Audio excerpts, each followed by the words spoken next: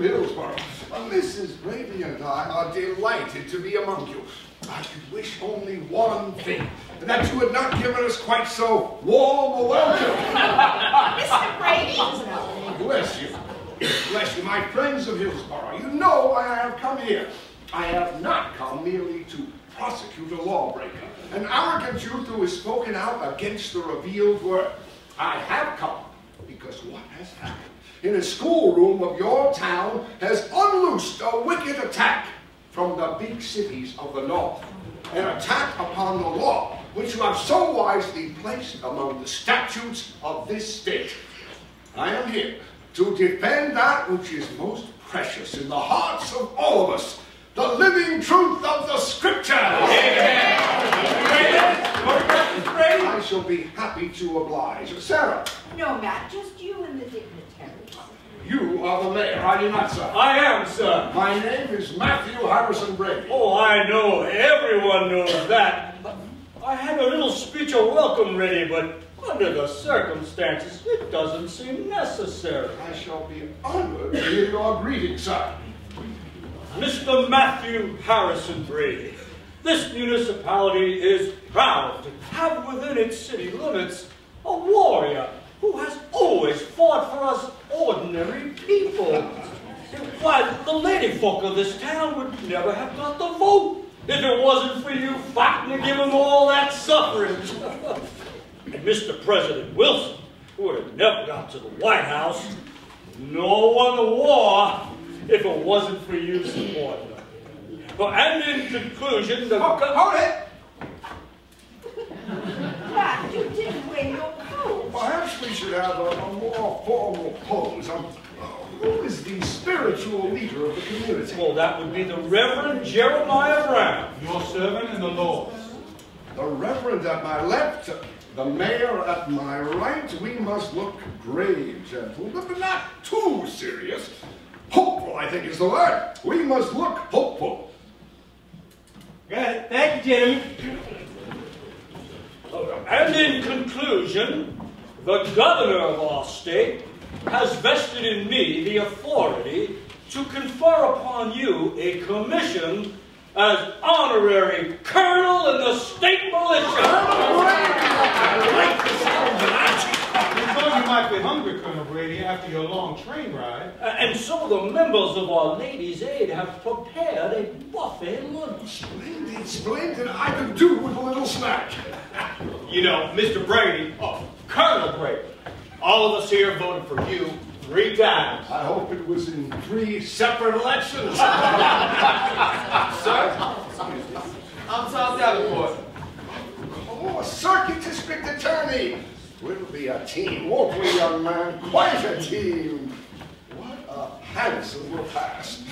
What a challenge it is to fit on the old armor again, to test the steel of our truth against the blasphemies of science, to stand forth and... It's a warm day. Remember, the doctor told you not to overeat. Don't worry, Mother, just a bite or two. Who among you knows the defendant?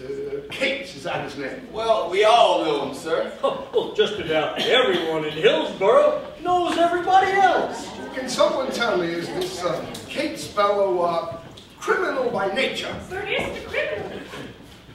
He's good, really. He's... Wait, my child.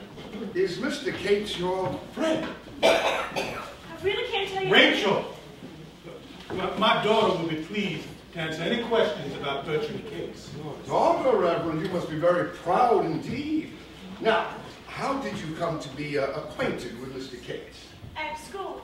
I'm a school teacher, too. I'm sure you teach according to the precepts of the law. I try. My pupils are only 2nd graders. Has Mr. Cates ever tried to pollute your mind with his heathen dogwood? No, Bert isn't a heathen. I understand your loyalty, my child. This man, the man in your jailhouse, is a fellow school teacher. Likeable, no doubt, and you are loath to speak out against him before all these people. Think of me as a friend, Rachel, and tell me what troubles you. Who's going to be the defense attorney? We don't know yet. It hasn't been announced. Well, whoever he is, he won't stand much of a chance against your husband now, will he, Mrs. Brady? I disagree. And who are you? Hornbeck. D.K. Hornbeck of the Baltimore Herald. Hornbeck. Hornbeck.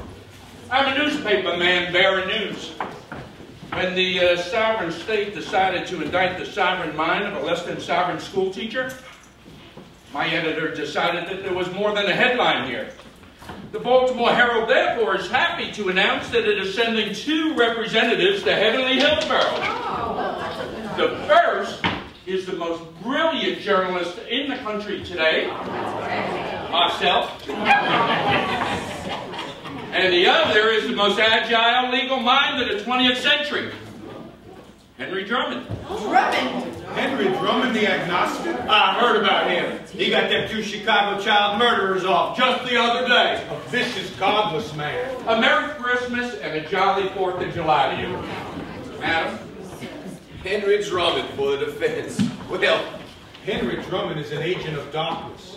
We will not allow him in this town. no. I don't know about what law you can keep him out. Oh, I could look it up in the town ordinances. You know, I saw Drummond once in a courtroom in Ohio. A man was on trial for a most brutal crime. And even though he knew and admitted the man was guilty, Drummond tried to pervert the evidence, to steer the guilt away from the accused and onto you and me, on all of society. Henry Drummond, don't tear me. I can still see him, a hulking slouch of a man whose head juts out like an animal. You look at his face and you wonder how God could make such a man. And then you know God didn't make him. He is a creature of the devil. No. Perhaps even the devil himself. Oh, no, Matt, they're bringing Henry Drummond for the defense. Drummond, eh? Henry Drummond. We won't allow him in this town. I think maybe the Board of Health. No, I believe we should welcome Henry Drummond.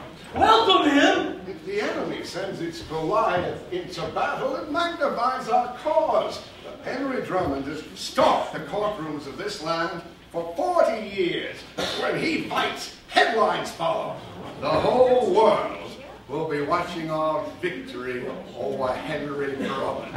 If St. George had slain a dragonfly, who would remember him? All want to finish off the pickled apricots? It would be a pity to see them go to waste. Matt, do you think you should... Have to build up my strength, mother, for the battle ahead.